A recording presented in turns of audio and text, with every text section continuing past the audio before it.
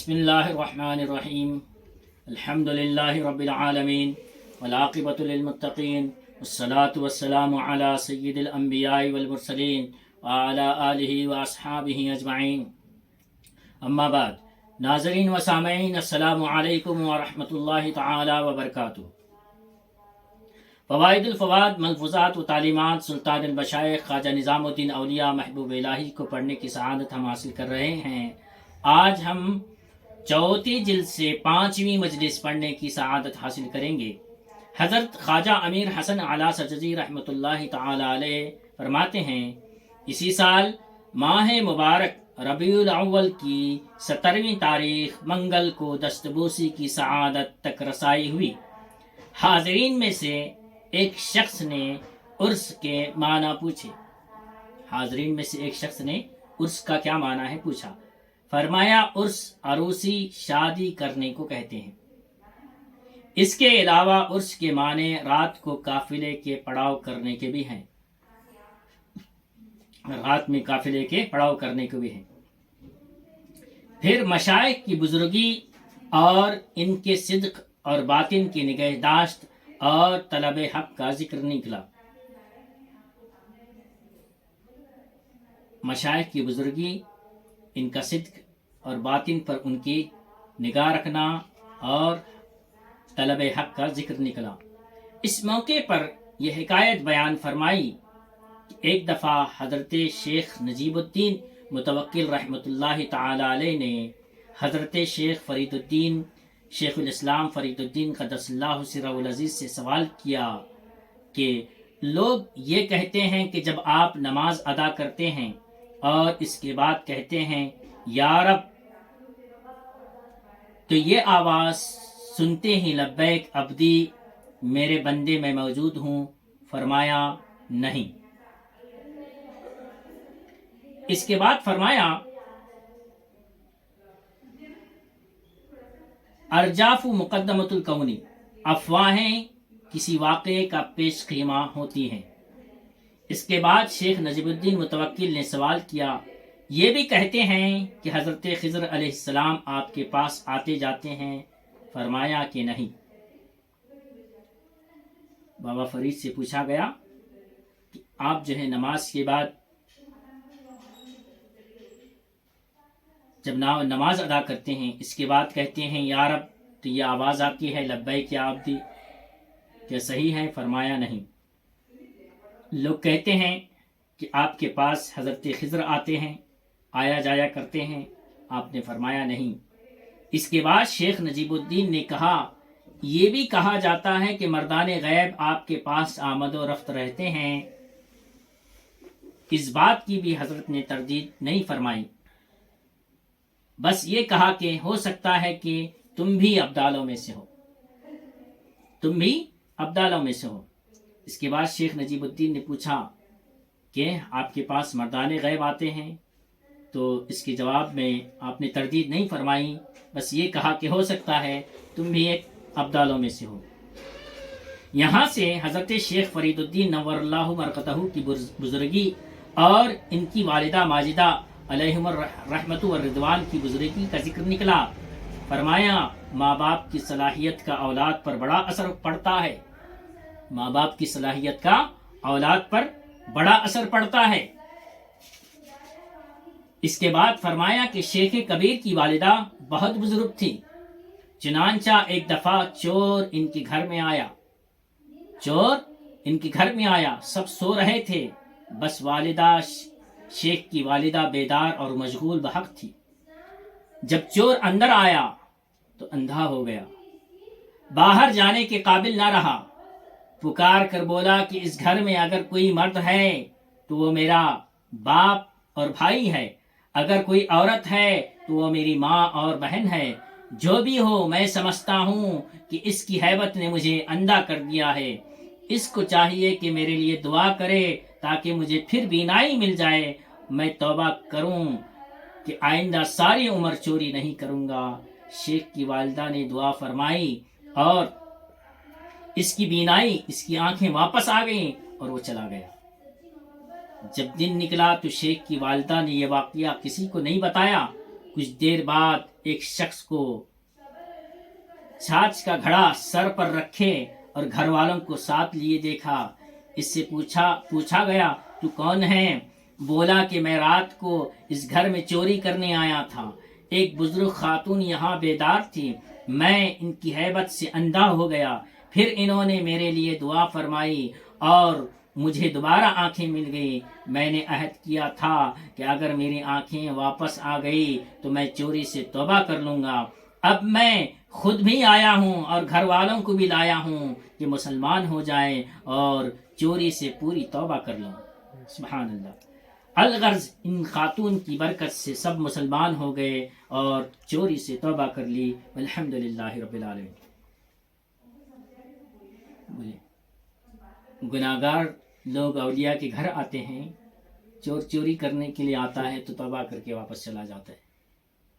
کتنی بڑی کرامت حضرت بابا فرید کی والدہ کہ یہاں آیا چور، سب لوگ سو رہے تھے، وہ ایک جاگ رہی تھی، چور گھسا اندھا ہو گیا، پھر دعا کی درخواست کی، چوری نہ کرنے کا مکمل ارادہ کیا، پھر ان کی دعا کی برکت سے آنکھ آ گئے، گھر چلا گیا، واپس اپنی پوری فیملی کے ساتھ حضرت کی والدہ کی خدمت میں پہنچ کر مسلمان ہو گیا۔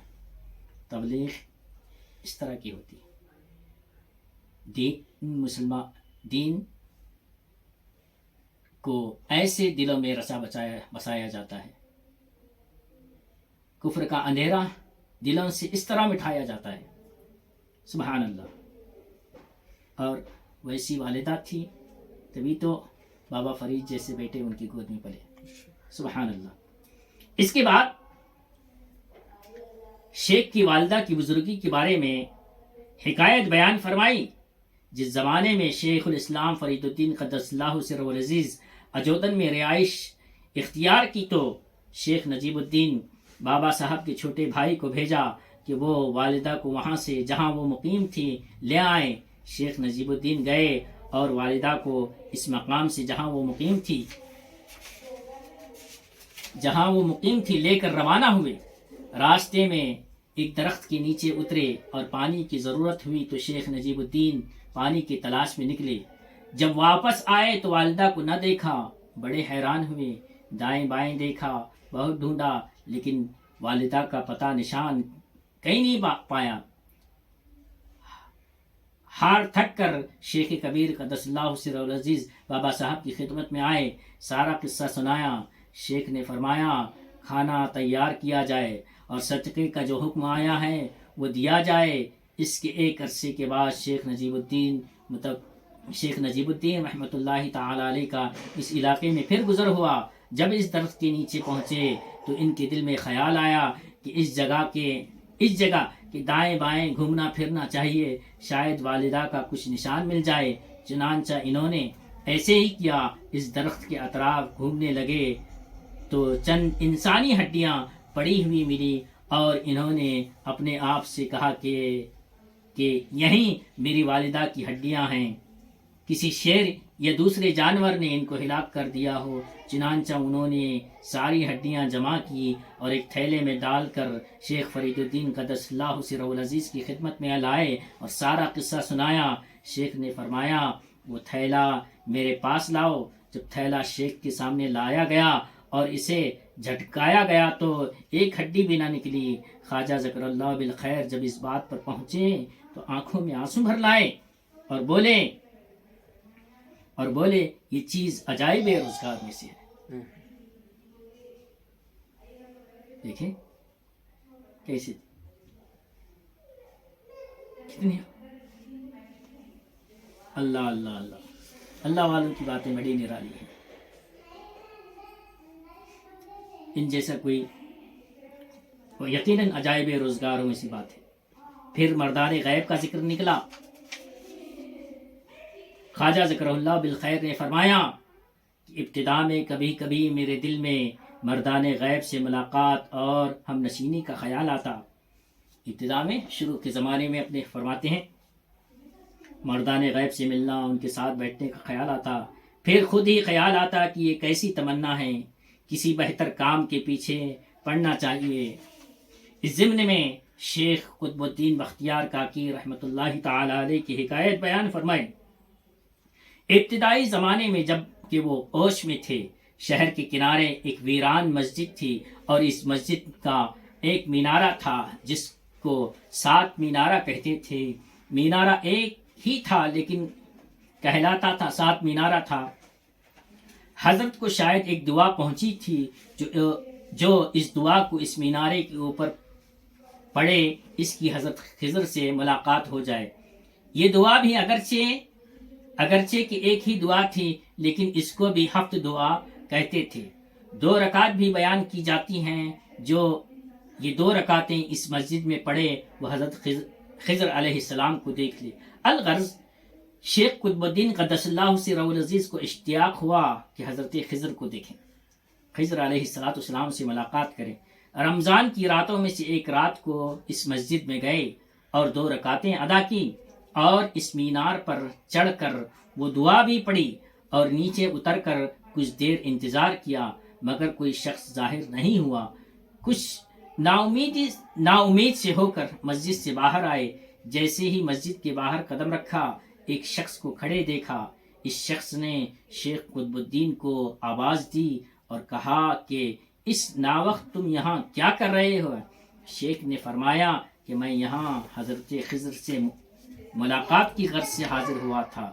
2 رکعت نماز بھی ادا کی اور جو دعا آئی ہے وہ بھی پڑھی، مگر یہ دولت حاصل نہ ہوئی۔ اب واپس گھر جاتا ہوں۔ وہ شخص بولا کہ خضر کا کیا کرو گے؟ خضر علیہ السلام کا کیا کرو گے؟ وہ تو خود تمہاری طرح مارا پھرتا ہے، اس کے دیکھنے سے کیا ہوگا؟ اس درمیان اس نے پوچھا کیا دنیا کی خواہش ہے؟ شیخ نے کہا نہیں۔ بولا کیا کچھ رقم قرضے کی ادا کرنی ہے؟ شیخ نے جواب دیا نہیں۔ اس کے بعد یہ شخص بولا پھر کس لیے خضر کے طلبگار ہو؟ پھر کہنے لگا اس شہر میں ایک ایسا آدمی ہے کہ خضر 12 دفعہ اس کے دروازے پر گیا ہے مگر داخلے کی اجازت نہیں ملی ہے۔ اس شہر میں ایک شخص ایسا بھی ہے جس کے یہاں 12 دفعہ خضر گئے ہیں اور داخلے کی اجازت نہیں ملی ہے۔ یہ دونوں اس گفتگو میں مصروف تھے کہ ایک نورانی بزرگ پاکیزہ لباس پہنے نمودار ہوئے۔ یہ شخص بڑے احترام کے ساتھ ان کے سامنے گیا، ان کے قدموں میں گر پڑا۔ شیخ قطب الدین طیب اللہ ثرہ فرماتے ہیں کہ وہ بزرگ جب میرے پاس پہنچے تو اس سے پہلے شخص کی طرف رخ کر کے بولے کہ اس درویش کو نہ قرض چکانا ہے نہ دنیا کا طلبگار ہے، بس تم سے ملاقات کی آرزو ہے۔ اسی دوران اذان کی آواز آئی، ہر طرف سے صوفی اور درویش ظاہر ہونے لگے۔ جماعت تیار ہو گئی، تکبیر کہی گئی۔ ایک شخص نے آگے بڑھ کر نماز ادا کی اور تراویح میں 12 سپارے پڑھے۔ میرے دل میں خیال آیا کہ اگر اور زیادہ پڑھتے تو اچھا ہوتا۔ الغرض جب نماز ہو چکی تو ہر شخص کی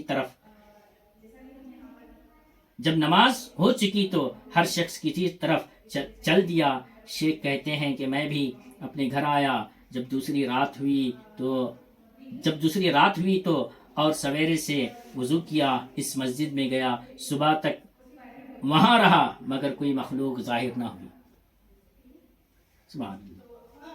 یہ حضرت قطب الدین بختیار کاکی رحمۃ اللہ تعالی علیہ کی حضرت خضر سے ملاقات کا واقعہ، اور حضرت بابا فرید گنج شکر رحمۃ اللہ تعالی علیہ کی والدہ کیسی والدہ تھی کہ اتنی بابرکت کہ ان کے گھر چور آیا، گناہگار آیا، نیکوکار بن کر واپس آیا۔ کافر تھا، کافر بن کر ان کے گھر آتا تو ان کے گھر سے نکلتے ہی وہ مسلمان ہو کر نکلتا۔ یہ اولیاء اللہ کا گھر، ان کی برکتیں ایسی ہوا کرتی ہیں۔ حضرت بابا فرید قطب الدین بختیار کاکی کی یہ کرامات ہمیں پڑھنے سننے کو ملی، تو ہم دعا کرتے ہیں کہ اللہ تبارک و تعالی ہمیں ہمارے خواجگان چشت کے مشائخ کرام کے نقش قدم پہ چلنے کی توفیق عطا فرمائے. ان کی زندگیوں کے اہم حصوں کا صدقہ اللہ تبارک و تعالی ہماری زندگیوں میں عطا کرے, ہمیں نیک بنائے, اور اللہ تبارک و تعالی ہمیں خواجگان کی غلامی میں قبول فرمائے. ان ملفوظات کو سمجھانے والا, انہیں دنیا میں پھیلانے والا بنائے. جو کچھ ہمارے سننے پڑھنے میں غلطیاں ہوئیں, اللہ اپنے حبیب علیہ الصلوۃ والسلام کے صدقے ہماری غلطیوں کو معاف فرمائے. وآخر دعوانا ان الحمدللہ رب العالمین. چوتھی جلد سے 5ویں مجلس ہماری ختم ہوا چاہتی ہے. السلام علیکم ورحمۃ اللہ تعالی وبرکاتہ. محمد نور من نور في نور وبنور الأنوار محمد